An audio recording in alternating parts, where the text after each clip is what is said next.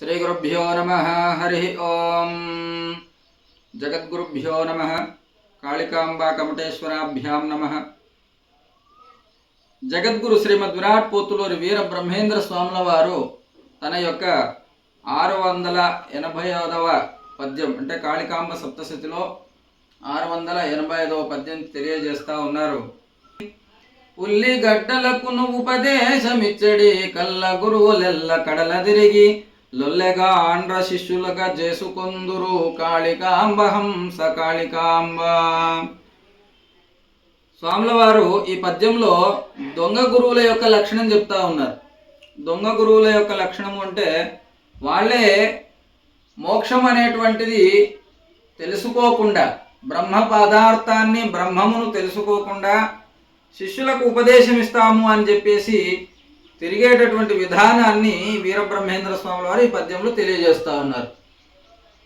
ఉల్లిగడ్డలకు నువ్వు ఉపదేశమిచ్చడే,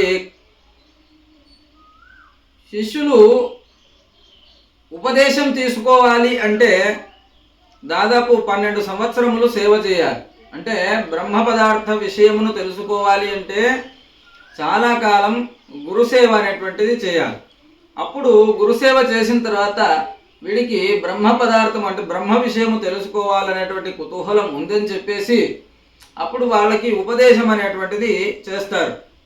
అది సహజంగా జరిగేటటువంటి పరిస్థితి. ఉల్లిగడ్డలకు నువ్వు ఉపదేశమిచ్చడి కళ్ళ గురువులెల్ల కడల తిరిగి.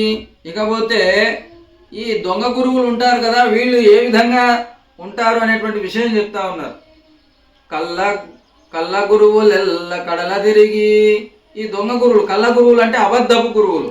ఈ అబద్ధపు గురువులంతా కూడా కడల తిరుగుతూ ఉంటారు. అంటే మొత్తం దేశం మొత్తం తిరుగుతూ ఉంటారు. దేశం మొత్తం తిరిగి వాళ్ళు లొల్లెగాండ్ర శిష్యులుగా చేసుకుందరు. ఎవరైతే సాధన చేయకుండా ఊరికేనే లొల్లి చేసేవాళ్ళు ఉంటారు, వాదించే లొల్లెగాండ్ర అంటే ఇక్కడ చక్కటి పదాన్ని వారినారు వీరబ్రహ్మేంద్ర స్వాముల వారు. చాలా చక్కటైనటువంటి పదాన్ని ఇక్కడ స్వాముల వారు ఉపయోగించారు. లొల్లెగాండ్ర అన్నారు. ఈ లొల్లి చేస్తూ ఉంటారనమాట. అల్లరి చేసేటటువంటి వాళ్ళు అంటే కేవలం వాదన, తర్కవాదన చేసేవాడు. అంటే సాధన చేయరు వాళ్ళంతా.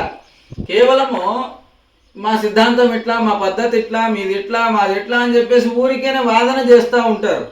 వాళ్ళు కూర్చొని ధ్యానం చేద్దామా, లేకపోతే యోగం చేద్దామా, తపస్సు చేద్దామా అనేటువంటివి ఉండవు. వీళ్ళు కేవలము అల్లరి చేయటం అంటే వాదన చేయటం కోసం మాత్రమే దిగుతూ ఉంటారు. వీళ్ళు లొల్లెగాండ్ర శిష్యులుగా చేసుకుందరు కాళికాంబ హంస కాళికాంబ.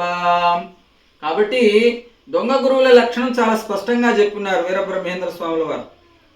వాళ్ళు ఈ అల్లరి చేసే వాళ్ళను, తర్వాత ఈ లొల్లి చేసే వాళ్ళను చాలా హక్కున చేర్చుకుంటారు, వాళ్ళ ప్రభావాన్ని వాళ్ళు పెంచుకోవడానికి ప్రయత్నం చేస్తారు అని చెప్పేసి వీరబ్రహ్మేంద్ర స్వాముల వారు ఈ పద్యంలో మంచి గురువులు ఎలా ఉంటారు, అబద్ధపు గురువులు ఎలా ఉంటారు అనేటటువంటి విషయాన్ని స్పష్టంగా తెలియజేస్తూ ఉన్నారు జగద్గురు శ్రీమద్ విరాట్ పోతులూరి వీరబ్రహ్మేంద్ర స్వాముల వారు. కాబట్టి మంచి గురువులను ఆశ్రయించి మంచి జ్ఞానాన్ని మనం పొందే ప్రయత్నం చేద్దాం. నమో వీరబ్రహ్మణి.